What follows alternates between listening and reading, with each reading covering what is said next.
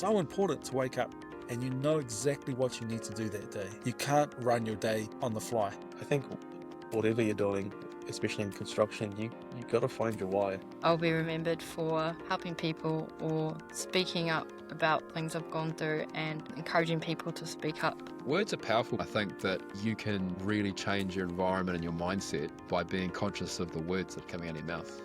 Welcome, you're listening to Constructing Mindsets. I'm your host, Vincent Saunders. This is the podcast that shines a good light on the construction industry. Whether you're on the tools, in the office, or supporting others behind the scenes, we are hearing from the people who are making this a better place to work and how they are doing it. Please consider subscribing or sharing this story. Thanks for joining us on this one. Let's get into the episode. Welcome, Josh Davies, to the Constructing Mindsets podcast. So tonight we're talking to yourself just about your journey in construction. I guess I saw your article on Stuff and wanted to talk to you just around obviously some of those challenges that you've faced, but also some of the development, the leadership and the growth that you've been on throughout your career. So thanks for coming on tonight. And thanks for having me. Yeah, I'm not quite running our own business yet, but working towards it. Just looking back, man, I wasn't always a painter.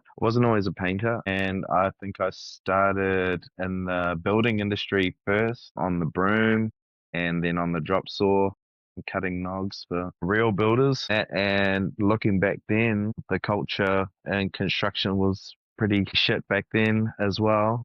In the building industry, and I think that was the whole reason I left. Just real poor culture, poor treatment. I didn't really want to hang around.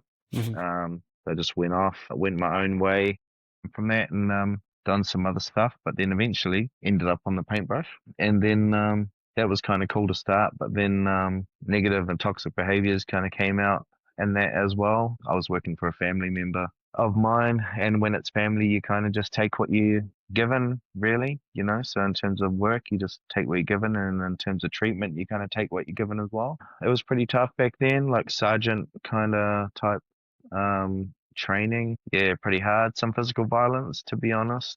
I guess less than ideal communication. Almost no communication, really, just an expectation. And many days in my first couple of years on the brush probably ended in tears or hating my life or hating my day. And the way that I was kind of taught to paint was just to expect no appreciation and be able to feel good, not feeling good. If that makes any sense at all, when the second you kind of felt good about yourself, about something that you'd done, you'd quickly get shot down. And as a response to that, I guess, like, even now I still have a bit of a disconnect to praise. You know, I struggle to accept praise these days, even though I know I've done good. I'm just built off those previous traumas. It's kind of a scary thing when someone says good job. Yeah, so that was how that was kind of back then as a late teen and someone in my early 20s. I guess call it masculinity built into the trade. I guess, yeah, sort of been through that. I don't really want to glaze over it, but I kind of just want to hopefully we can just put that to one side because it is an important discussion to have. But I feel the discussion, a more important discussion, is how we can do better going forward. 100%. So yeah, looking back, how would you potentially describe the shift from those days with a little bit of support to nowadays and how things are done now? Yeah, I think some things that helped before we even kind of got to now is understanding a relationship with drugs and alcohol. So to put that in there, like those are kind of various coping mechanisms that are kind of encouraged in the construction industry. You know, you have a hard day, you have a beer and all that kind of stuff. So kind of defeating those reliances, I guess, like in my life, and then undertaking some therapy as a result, because you no longer got anything to hide behind. So taking on some therapy, which is personal choice to go and pursue that, to start undoing those traumas and stuff, you know, from back in the day, not just those working ones in the beginning of my painting career, but ones long before that as well. So breaking free from that. And then I guess that kind of like opens your mind a bit more to, like, you know, to how you value yourself, how you see yourself, and kind of what you're capable of. And wasn't really until I kind of went through that, and that was maybe a couple hundred hours of therapy, different kinds. um, as well as taking care of my own wellness and stuff, and just realizing kind of like what I can't control, what I can control, what's my responsibility, etc., and how to move forward.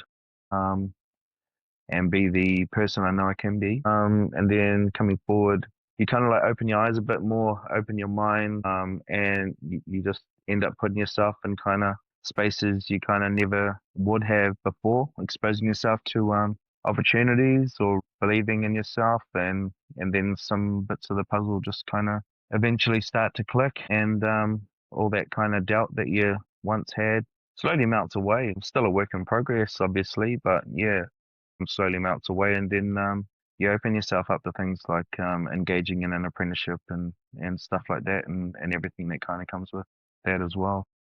That's a bit of the background and kind of how Yeah, I've managed to move up to where I am at the moment. but there's definitely a lot to unpack there, and appreciate you sharing those insights to what you've been through. Was there a particular moment or person that sort of sparked that mind shift to trying to get some help or to move on from that Yep. trauma and stuff you've been through in the past? Yeah, 100%.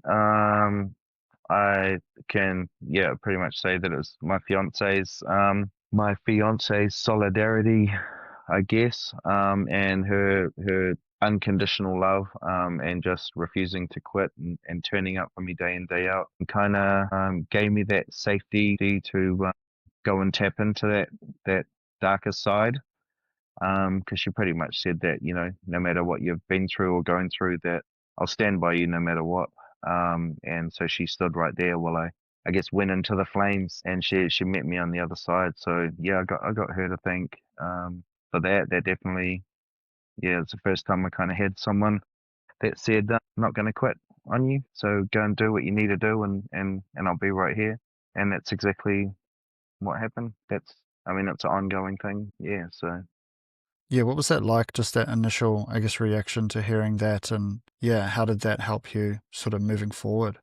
It was scary. It was scary because I think at that stage I was kind of still used to wrecking what was good for me, or managed to carefully dodge what was good for me in a lot of ways. So it was quite scary, like letting that guard down, and being open to receiving that as well. And then it was still like kind of touchy and like even going to therapy and stuff like that, and just having someone that was interested in that. It was pretty hard to share all the time. Like the full comfort wasn't there, because it's quite a scary space to navigate. And yeah, but I guess like she meant what she said. She meant what she said, and we're out the other side of kind of most of it now, and like things are looking amazing. I know how to dream now, which I didn't really know how to dream before, because everything was just a nightmare. And yeah, so yeah, thanks for reminding me of that. Well, hopefully it was a good thing. Yeah, no, it's good. Yeah, so good. Just like just to reflect and just reignite that gratitude. It sounds like you've been on quite a personal journey, and also obviously your journey in your career as well. Yeah, finding something I love as well. Um, finding something I love as well, in terms of like a hobby, like something that helps me with my mental health, and that. So finding fishing's my kind of thing. It's what I look forward to. I pretty much work to fish, and so that's kind of helped me on my personal journey. Yeah. Cool. And so what do you, yeah, I don't know, are you able just to give us a run through what you're up to at the moment on your painting and your painting career there? What I'm up to at the moment, I just kind of been promoted to work culture leadership role. We're working on high-end houses all around those parts of Auckland. I've just engaged in a level 5 supervisor certificate through BCITO as a kind of follow-on from getting the painting qualification. Yeah, that's kind of where I'm at the moment. I got various other goals and aspirations, like within the company, and that as well, awards that I want to chase in the painting industry, and that as well. And yeah, but like a big focus of mine at the moment is that level 5 supervisor certificate, which I just started a few weeks ago. Are you able just to talk through some of the work you're doing just around that workplace culture with the team? We do some amazing work. We've had some great awards in the past, and House of the Year, and all that kind of stuff involved with those sorts of projects. Master Painters Awards, etc., and just try and use my, I guess, experience and skills and understanding around like wellness and mental health, um, and just try and seek some improvement.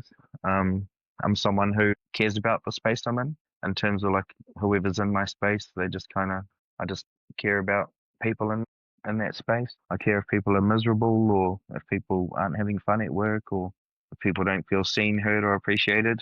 I just want to do something about it at the moment. A lot of people I work with on a daily basis are worth it. What potentially learnings do you have from your early experience in the industry has sort of translated into the kind of leader or mentor you wanted to be? And yeah, so the way that I was taught with shouting and obscenities and violence and physical abuse and stuff, like I've found you don't have to teach people like that. Like your average human being like won't respond to that kind of behavior in a positive way. There's no way that you're going to get engagement or productivity out of that kind of treatment. And I'll just try to bring a bit more awareness around, like, we can actually teach the next lot of painters, a bit better than how we were taught, eh? And I feel like the way that I've been managing and teaching people has had a better response when people aren't operating under stress or because they're scared or because they've been spoken to in a less than ideal manner, actually getting like better productivity, more understanding, longer like information retention and stuff like that. That's the difference. Just knowing that just because it happened to you, you don't have to carry that on. And shouting at someone's not communicating to somebody, and just creates more frustration that people don't want to turn up to work when they've been spoken to like that. And miserable people will generally work slower. It's like I think, and happy people generally kind of more productive.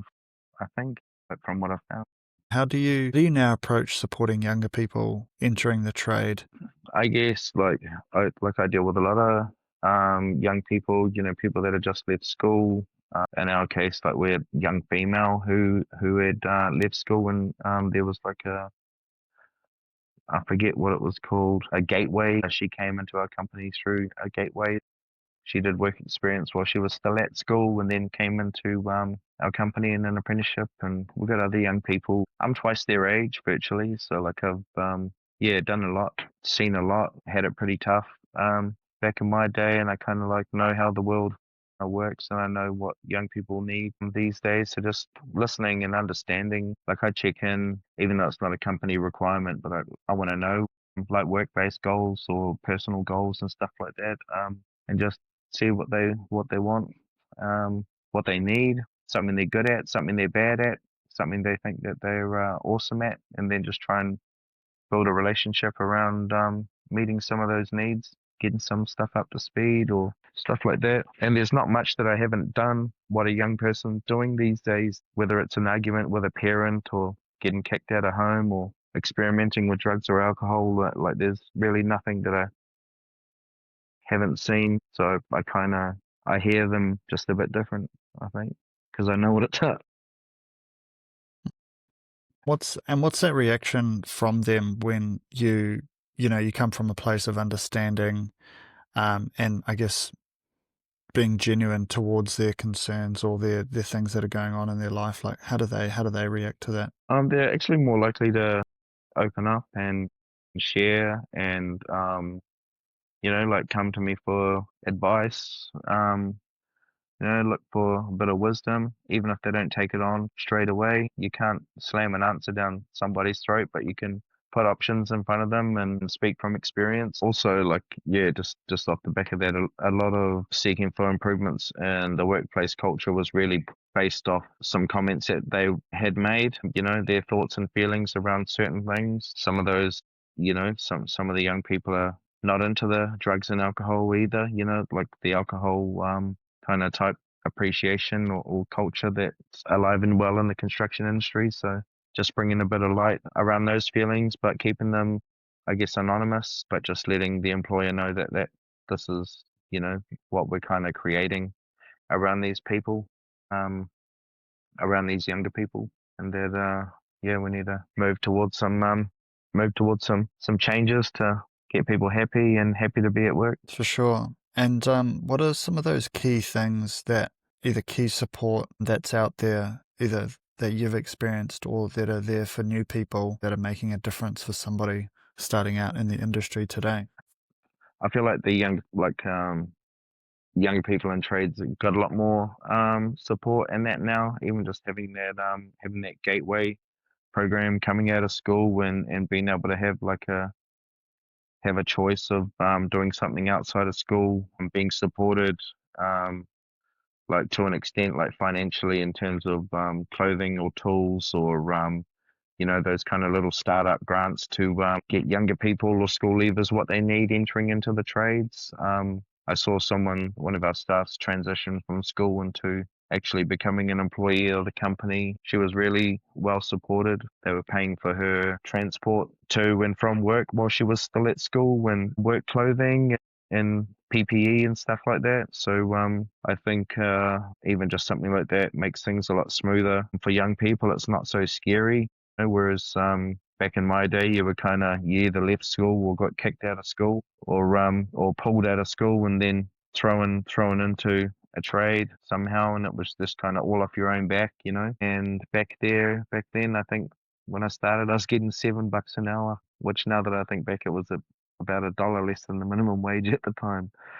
So yeah. Yeah, I think my first job, I think I was $11 an hour out of school, um, doing concrete slabs for houses. Yeah. Or just to chat through maybe what this gateway program is that you were referring to, because I'm not 100% sure what you're talking about. So I think it's for people, like I don't completely know the information about it. From what I've seen with one of our staff members, is that I think it's based around like a school leaver or someone who's in their final year of school and they're not really moving towards university, and maybe they're thinking about getting into a trade, whatever that may look like. I'm not sure if it's in part of a BCITO thing or totally separate. But it's just supporting school leavers into a trade and giving them some hands-on work experience in a trade of their choice, I guess, and with a bit of financial support, getting them there and back. And I'm not sure if they can try, one thing or two things or three things. Yeah, just I think it's the school and the gateway program working in with various employers and different aspects of the construction industry, and then just feeding them young people to build up. Yeah, so I think it's quite neat. We didn't really, I remember. I think I vaguely remember there was like a $2,000 grant for tools or something like that for apprentices, but I didn't quite qualify for that when I was doing my apprenticeship. But yeah, that does sound good, even just helping for clothing and a few tools and things like that just to get started, because like you say, to buy Yeah. a brand new set of clothing and some tools and things would be quite a bit of your first week's paycheck, I'm guessing, at the Yeah, moment, that's at this right. point in time Yep. in the economic climate we're in. Yep. Yeah, that's right. So now, and I'm all for it too, man. Yeah, yeah, and then I guess if if everyone's showing up with their sort of the right tools or the right clothing, they're already making that first step. It's a positive first step for that new apprentice on site, rather than sort of coming to site with borrowing tools or trying to make it work Yeah. for their first job. I think it really speaks volumes as well, like from a young person, that they could do anything that they want with their life, but they are choosing that trade or that space to come into and have this new young energy. And they have to want to do it, so they obviously want to be there. It's not something they're forced to do. I just think that's incredible. Like, that says a lot about a young person straight away. Yeah, for sure. If you could go back and offer yourself one piece of advice about leadership or personal growth, what would that be? One piece of advice, honestly, and it more refers to like the personal blockages that I've had, and something I'm reminded of, and that's, you are not what happened to you. You are not what's happened to you, and that you are worthy. I think just hearing those words either once or maybe more frequently, that I might have kind of built up a better relationship with myself and creating that self-belief, and um, yeah, and just giving myself a bit more credit and a bit more of a boost to go and chase the things that I need to chase, really. Yeah, because that was definitely missing. You know how I touched on having a bad relationship with praise and self-worth and self-doubt and all of that kind of stuff. I feel like some of those kind of words, or just having someone believe in me, then may have propelled me towards where I'm at right now a little quicker. Yeah. Mm. No, I think that's a great answer. Or what motivates you? Sorry, what keeps you motivated and positive in your role today, even when challenges might arise? Like um, I got a daughter. I got a daughter. She's 14 months old. I got a fiance who also has dreams, as well, and they include me. So I'm pretty lucky there, and just want to like take the steps necessary to get towards those dreams, and that means things like getting qualified and undertaking leadership programs and expecting a bit more out of myself and the environment that I'm in. I've got to come home happy and that as well. So the people around me and above me kind of matter, and they do kind of impact that overall kind of personal well-being and that as well, not just at work. So that keeps me motivated. Just starting to believe in myself. And having people who I've been lucky to cross paths with through BCITO and that as well, who are actually telling me that I can, and putting opportunities in front of me, like this podcast right here. And it's just all stuff that I didn't think I'd be good enough for, but it's in front of me, and here I am grabbing it by the horns, and then unlocking a little bit more than what I thought was possible already. So riding the wave while the energy's there, and I got people counting on me, not just at work but at home, and just want to leave a little kind of legacy. Even if I'm not at this company for very long, I want to be the one who came and said, no, we're better than this, and let's try and do something about it. And even if what's that saying around planting a seed of a tree, and you're not going to benefit from the shade or something like that. So I just kind of want to plant those trees for other people. That makes sense. Yeah, it's amazing how much motivation I've got two young boys, and it's amazing how much motivation a young child can give you at the end of the day. If you can, why not too, man? Like, if you kind of moved in a certain way, and you stimulated to or provoked in a certain way to do something. I know what it feels like to not do anything, and the regret is worse than the energy to. You mentioned earlier, or just before, just around some of those other opportunities that you've been that you've gotten through BCITO. Are there any others that have helped you to where you are today? Obviously, I'm not sure what they've renamed it, but that rangatira development program that I participated in last year, that really kind of ignited some flames inside me. And then most recently, I went along to uh, what's called a Painters Craft Trust course through Master Painters, and being a part of that video campaign that BCITO did as well. Just some of the questions that stimulated certain answers had me moved in a certain way, and the way they captured that and put that out for other people to see, like, just reminded me of kind of why I'm here, and why I'm doing it, and why I feel the way I do about certain things, and how I listen and respond to younger people in that as well. Passionate about the painting industry, and kind of what it has to offer as well. Cool. Maybe just one other question. I'm not 100% familiar with the rangatira BCITO course. Are you? It was just started last year by a man called Paul and a woman called Jordan, who work within BCITO, and they just wanted to encourage kind of men, I guess, of all ages, that who were showing kind of leadership qualities, and just further enhance those.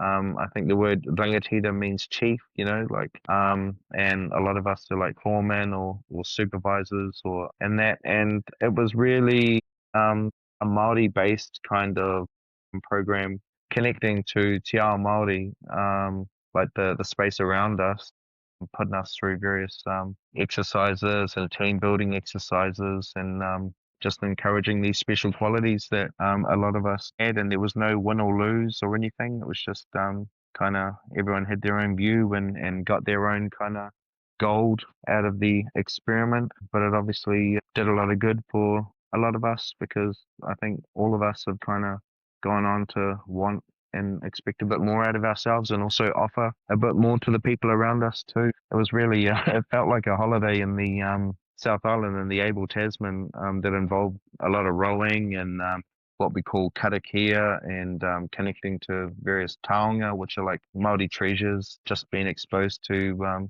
certain kōrero or talk around areas and just kind of being reconnected with parts of ourselves that may have been overlooked through our upbringings and parts of our Māori culture that we hadn't necessarily come across just yet. So it was really, really valuable, even just hearing some old stories and talking about trees or what plants are good for you, or trusting your natural senses, or paddling on the ocean and just understanding bits about that, and learning a haka, learning modako, how to use a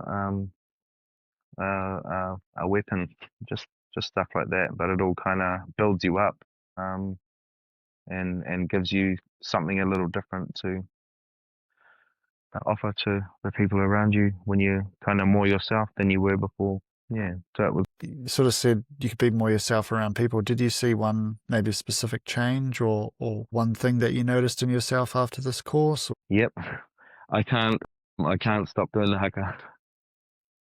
Like in Māori culture, sorry, it sounds funny. Like I'm not just in the middle of the road doing a hugger somewhere for no reason, but it just kind of blessed me with that self-confidence, and kind of knowledge of my culture, and inspired me to express that a bit more. And it's like we perform haka to each other as like a show of like support or appreciation or encouragement. It's like the best thank you can get, kind of thing. And I found I've been doing that a lot more lately, having the confidence to do that. And a lot of the time it's just been by myself.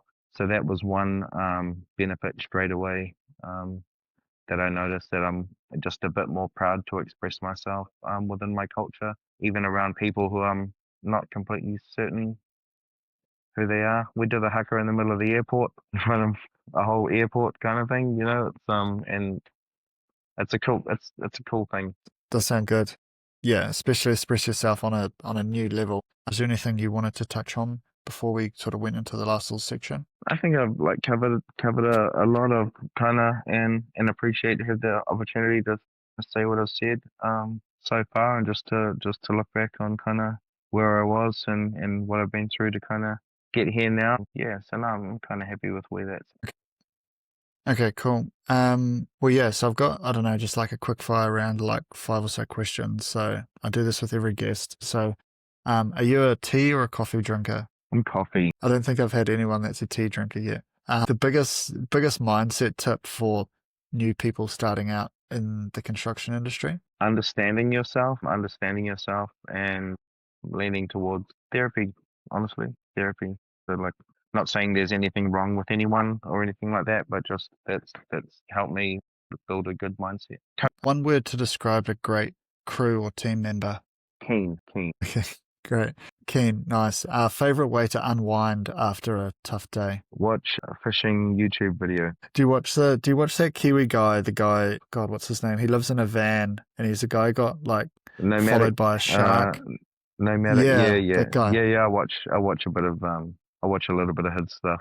I used to be a kayak fisherman Matt. as well. So yeah, Matt Wells. Yeah, that's right. Yeah, he's a cool dude. I watch a bit of that. I don't fish, or not really a huge fan of fishing, but his stuff is pretty cool. He's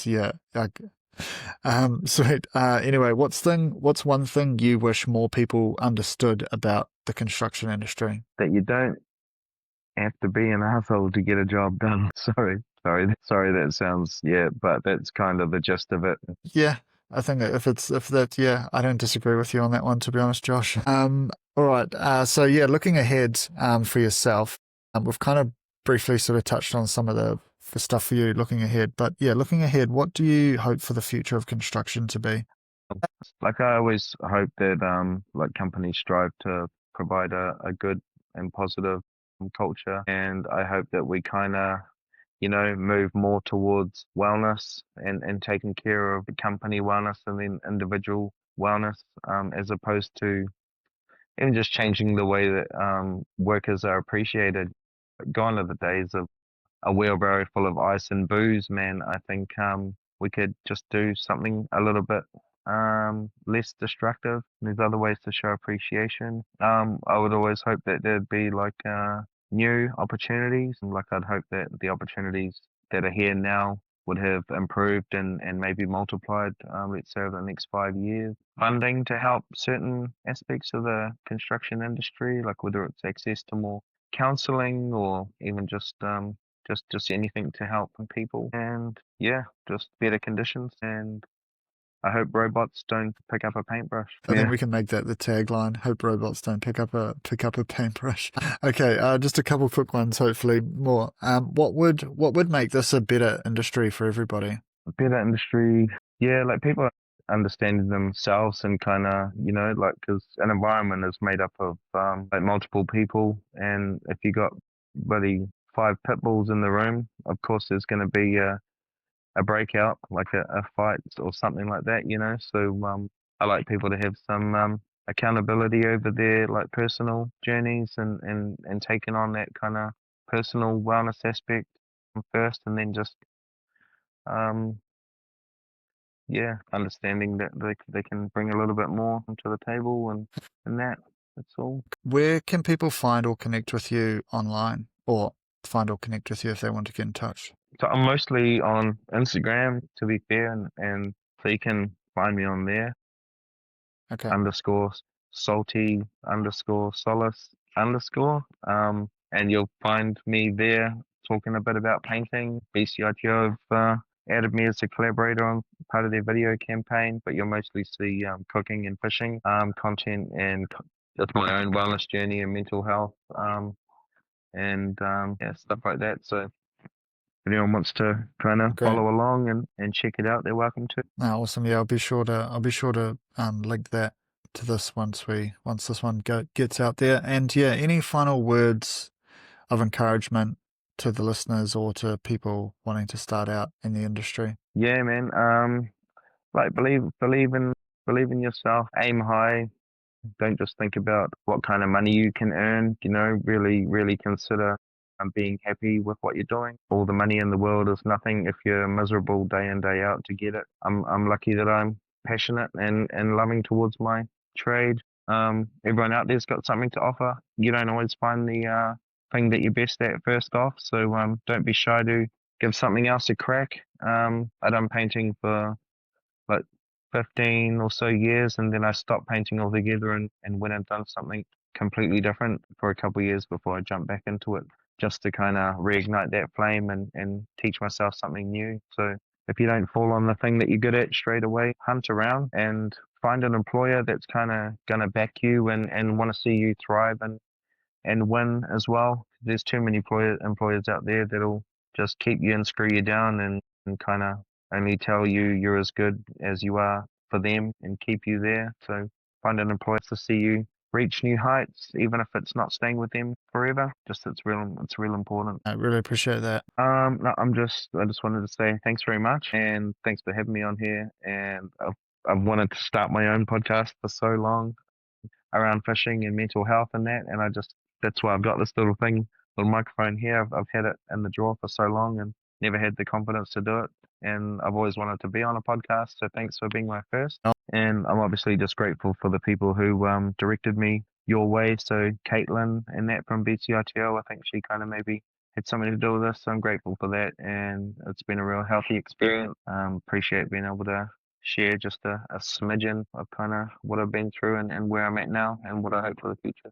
That's it for today's episode of Constructing Mindsets. Remember, every conversation is a chance to shift the culture of construction. Subscriptions and reviews are always appreciated. Until next time, let's keep building the kind of industry we all want to be a part of.